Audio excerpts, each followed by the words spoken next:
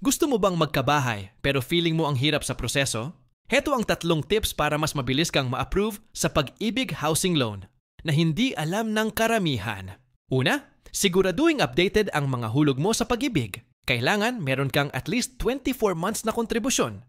Pero kung kulang pa, pwede mong bayaran agad yan ng lump sum para makapasok ka agad sa loan processing. Pangalawa, pumili ng bahay na pasok sa appraisal ng pag-ibig. Hindi porket gusto mo, ay pasado na agad. May sariling valuation ang pag-ibig, kaya maganda na i-check muna kung accredited ang developer o kung swak ang presyo ng bahay sa loanable amount.